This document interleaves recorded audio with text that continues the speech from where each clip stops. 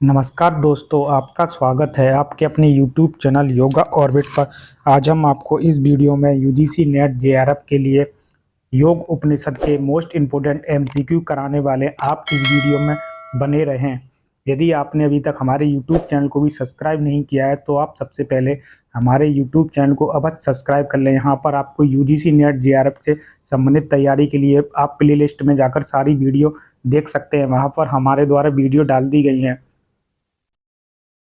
हम आपको बताना चाहते हैं, यह योग उपनिषद की हमारे द्वारा वीडियो बनाई गई है। आने वाले टाइम में हम 2 पार्ट और वीडियो के बना देंगे, जिसमें आपको यूजीसी नेट जेआरएफ का जो एग्ज़ाम होने वाला है उसमें बहुत हेल्प मिलेगी। इन वीडियो में से आपको 5 से 6 क्वेश्चन अवश्य फंसेंगे। एग्जाम में 10 प्रश्न अवश्य ही आते हैं। यूनिट 3 से योग उपनिषद से 10 प्रश्न देखने को मिलते हैं। चलिए हम प्रश्न लगाते हैं। श्वेताश्वर उपनिषद किस शाखा से संबंधित है? शुक्ल यजुर्वेद, कृष्ण यजुर्वेद, ऋग्वेद, सामवेद। श्वेताश्वर उपनिषद का संबंध साथियों, श्वेताश्वर उपनिषद का संबंध कृष्ण यजुर्वेद से है। इसका सही आंसर कृष्ण यजुर्वेद से होगा।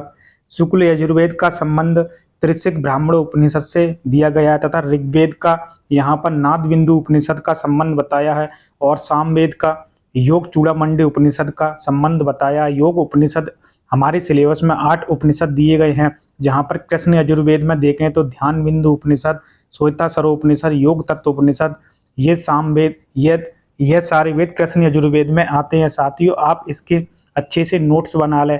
हम कल यहाँ पर आपको नोट्स बनाकर भी उपलब्ध करा देंगे आने वाली वीडियो में।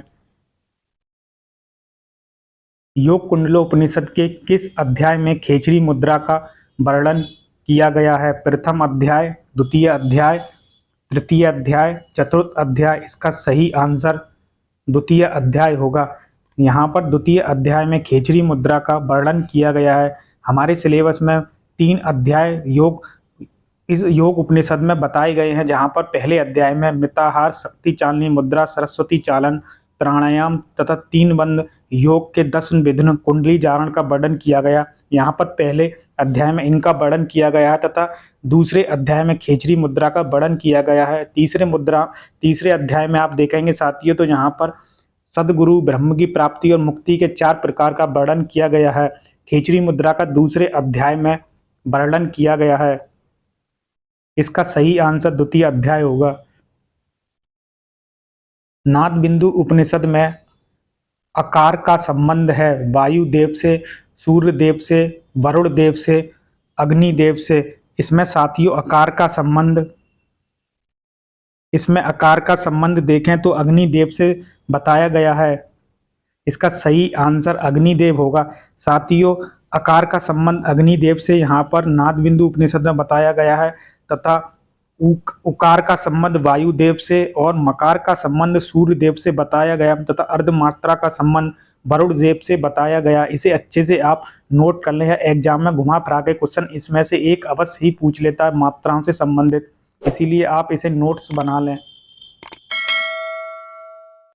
त्रिशिक ब्राह्मणों उपनिषद में आसनों की संख्या बताई गई है। 15 आसन बताए हैं यहाँ पर, या 10 बताए हैं, 17 या 84। त्रिशिक ब्राह्मणों उपनिषद में आसनों की संख्या साथियों 17 आसन बताए गए हैं। यहाँ पर अष्टांग योग का वर्णन किया गया त्रिशिक ब्राह्मणों उपनिषद में। साथियों, अष्टांग योग के अंतर्गत है यदि हम यम, नियम, आसन, प्राणायाम, प्रत्याहार, धारणा, ध्यान, समाधि में यम यहाँ पर 10 तथा नियम भी 10 बताए हैं। आसनों की संख्या यहाँ पर 17 बताई गई है। आप नोट्स बनाते चलें साथ में। यहाँ पर जो वीडियो बनाई जा रही है हमारे द्वारा, बहुत आपको एग्जाम में हेल्प मिलेगी। ये हमारे द्वारा प्रश्न डेली बनाए जाते हैं तथा उसमें पीपीटी के द्वारा आपके लिए हेल्प के लिए यह वीडियो बनाई जा रही हैं। आप इन वीडियो को अवश्य देखें। प्लेलिस्ट में जाकर हमारी दूसरी वीडियो भी आप देख सकते हैं। इसमें यूनिट फर्स्ट की हमने हमारे द्वारा वीडियो डाली गई है तथा भगवत गीता के भी यहाँ पर हमारे द्वारा प्रश्न कराए गए हैं। आप उन वीडियो को अवश्य देख लें। ध्यान बिंदु उपनिषद में योग के कितने अंग बताए हैं? 8, 6, 4, 7। साथियों, यहाँ पर ध्यान बिंदु उपनिषद में योग के 6 अंग बताए गए हैं। ध्यान बिंदु उपनिषद तथा योग चूड़ामणि उपनिषद, इसमें योग के 6 अंग बताए गए हैं। बाकी साथियों अगर कोई सा भी योग उपनिषद आता है ऑप्शन में तो उसमें बाकी सभी में अष्टांग योग का वर्णन किया गया है। इन दो उपनिषदों में ही केवल योग के 6 अंगों का वर्णन किया गया है। आप इसीलिए एग्जाम में यदि कोई भी प्रश्न इस उपनिषदों में से आता है तो आप इसमें से अच्छे से नोट्स करके आप बना सकते हैं अपने नोट्स उसमें, या यह प्रश्न ऐसे सॉल्व कर सकते हैं। ध्यान बिंदु उपनिषद और योग चूड़ामणि उपनिषद में योग के 6 अंगों का वर्णन किया गया। यदि आप ट्रिक के हिसाब से भी देखेंगे ध्यान तो ये 6 की आकृति बनती है, और योग चूड़ामणि उपनिषद में भी आप देखेंगे तो अगर योग चूड़ा यानी चूड़ी का आकार यानी 6 के समान ही मानकर आप ऐसे ट्रिक की तरह भी याद कर सकते हैं, क्योंकि एग्जाम में बहुत प्रेशर होता है और हम प्रश्नों को हल करते समय अक्सर गलतियां कर जाते हैं। तो कुछ ट्रिकों के साथ हम बनाकर उन प्रश्नों को हल करने की कोशिश करते हैं, जिससे हमारे माइंड में सबकॉन्शियस माइंड में प्रश्न बना रहता है, जिससे हम अच्छे से उस प्रश्न को सही तरह से कर पाते हैं। इसलिए कुछ प्रश्नों को आप ट्रिक की तरह भी याद कर लिया करें। योग राजो उपनिषद के अनुसार लय योग की सिद्धि, योग राजो उपनिषद के अनुसार लय योग को सिद्ध किया था योग वशिष्ठ, वेद व्यास, वाल्मीकि, अर्जुन। यहाँ सही आंसर वेद व्यास होगा। वेद व्यास जी ने लय योग को सिद्ध किया था।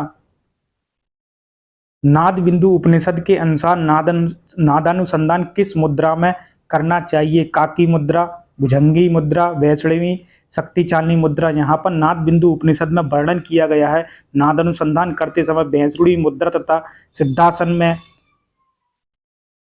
यह नादानुसंधान करने की बात कही गई है, इसीलिए इसका सही आंसर वैष्णवी मुद्रा होगा। यह प्रश्न 2 से 3 बार पूछा गया है, इसीलिए इस प्रश्न को हमारे द्वारा रखा गया है। इसमें से प्रश्न आ भी सकता है, इसीलिए आप इन प्रश्नों को अच्छे से समझें और करें।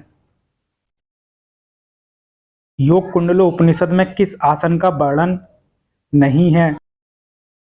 पद्मासन, वीरासन, मयूरासन, वज्रासन। इसका सही आंसर पद्मासन और वज्रासन है। पद्मासन और वज्रासन का योग कुंडलो उपनिषद में इन आसनों का वर्णन किया गया, इसीलिए इसका सही आंसर पहला और चौथा साथियों होगा। इसका सही आंसर ये वाला होगा। नेक्स्ट प्रश्न, ध्यान बिंदु उपनिषद में किस आसन का वर्णन नहीं किया गया है? सिद्धासन, पद्मासन, सिंहासन या फिर वज्रासन। यहाँ पर साथियों भुजंगासन का वर्णन नहीं किया गया है। ध्यान बिंदु उपनिषद में 4 आसन बताए, जिसमें सिद्धासन, पद्मासन, सिंहासन और भद्रासन बताया गया। यहाँ पर भुजंगासन नहीं बताया गया इस उपनिषद में। योग कुंडलो उपनिषद में कुंभक का प्रकार नहीं बताया है। सूर्यभेदन, उज्जाई, शीतली, भ्रामरी। इसका साथियों गलत आंसर भ्रामरी दिया गया है। यहाँ पर भ्रामरी की जगह इसका सही आंसर भस्त्रिका होगा। ये 4 प्रकार के कुंभक योग कुंडलोपनिषद में बताए गए हैं। सूर्यभेदन, उज्जाई, शीतली और भस्त्रिका, ये 4 प्रकार के कुंभक का वर्णन किया गया है। नाद बिंदु उपनिषद में नाद की अंतिम अवस्था में ध्वनि सुनाई देती है। जलधि, शंख, वीणा, घंटा। यहाँ पर इसका सही आंसर वीणा होगा। वीणा की ध्वनि अंतिम अवस्था में सुनाई देती है। यहाँ पर पहली अवस्था में जलधि, जीमूत, भेरी, झज्जर यानी झरने की आवाज जैसी ध्वनि सुनाई देती है, तथा मध्य में मर्दन ध्वनि, शंख, घंटा तथा घड़ियाल के समान की ध्वनि आती है, तथा अंत में किंगणी, बंसी, वीणा, भ्रमर गुंजन के समान आपको नाद सुनाई देता है। जो योगी यहाँ पर नाद श्रवण करते हैं उनको इस प्रकार की ध्वनियां क्रम से सुनाई देती हैं।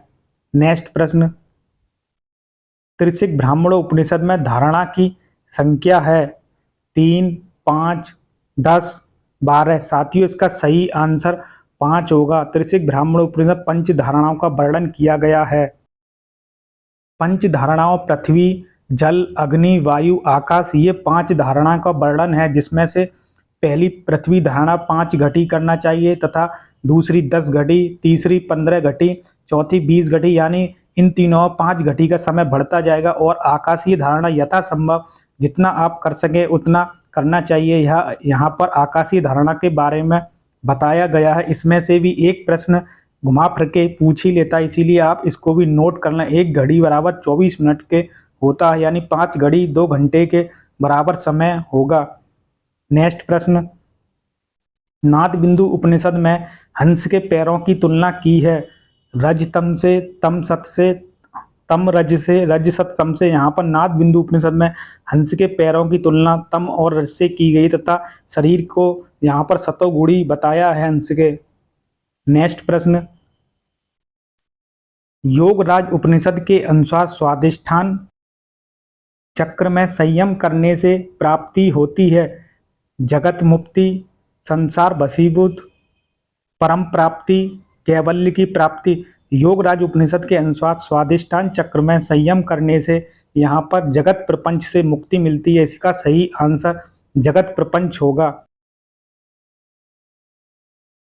नाद बिंदु उपनिषद अनुसार पूरक करते समय किस देव का स्मरण करना चाहिए यहाँ पर बताया गया है। ध्यान बिंदु उपनिषद अनुसार पूरक करते समय किस देव का स्मरण करना चाहिए। साथियों, यहाँ पर 4 ऑप्शन दिए गए हैं, ब्रह्मा, विष्णु, रुद्र, श्री हरि। यहाँ पर अगर देखेंगे तो पूरक करते समय ब्रह्मा का स्मरण, कुंभक करते समय विष्णु का स्मरण और रेचक करते समय रुद्र यानी शिव का स्मरण इस उपनिषद में बताया गया है। साथियों, आज हमने मोस्ट इम्पोर्टेंट एमसीक्यू योग उपनिषद से संबंधित हमने इस वीडियो में कराए हैं। आने वाली 2 वीडियो और डालेंगे, उसमें पूरे योग उपनिषद से संबंधित मोस्ट इम्पोर्टेंट एमसीक्यू कवर हो जाएंगे। वहां पर आपको जो एग्जाम होने वाला है वहां आपको 4 से 5 क्वेश्चन इन वीडियो से अवश्य मिलेंगे। एग्जाम में 10 प्रश्न यूनिट 3 से अवश्य आते हैं, इसीलिए इन वीडियो को आप देख लें। और जो यूजीसी नेट जेआरएफ की तैयारी कर रहे हैं इन सभी वीडियो को उन लोगों तक पहुंचा दें और ज़्यादा से ज़्यादा इन वीडियो को शेयर करें। और हाँ, हमारे YouTube चैनल योगा ऑर्बिट को अवश्य सब्सक्राइब कर लें। यहाँ पर आपको यूजीसी नेट जेआरएफ या अन्य योग भर्ती संबंधित परीक्षा की तैयारी निःशुल्क कराई जाती है तथा यहाँ पर अपने शहर की योगा भर्ती, फ्री योगा, अंतर्राष्ट्रीय राष्ट्रीय कार्यक्रम तथा फ्री योगा सर्टिफिकेट आदि की अपडेट यहाँ पर सही समय पर उपलब्ध कराई जाती है। इसीलिए यूट्यूब चैनल को, हमारे योगा ऑर्बिट को अवश्य सब्सक्राइब कर लें। आज के लिए बस इतना ही, धन्यवाद। कल नई वीडियो लेकर आपको यूजीसी नेट जेआरएफ से संबंधित एक और वीडियो डालेंगे जिसमें आने वाली वीडियो में योग से संबंधित ही नए प्रश्न आपको देखने को मिलेंगे। वहां से संबंधित आपको मोस्ट इम्पोर्टेंट एमसीक्यू होंगे, उनको भी आप अच्छे से लगा लें और नोट्स बना लें।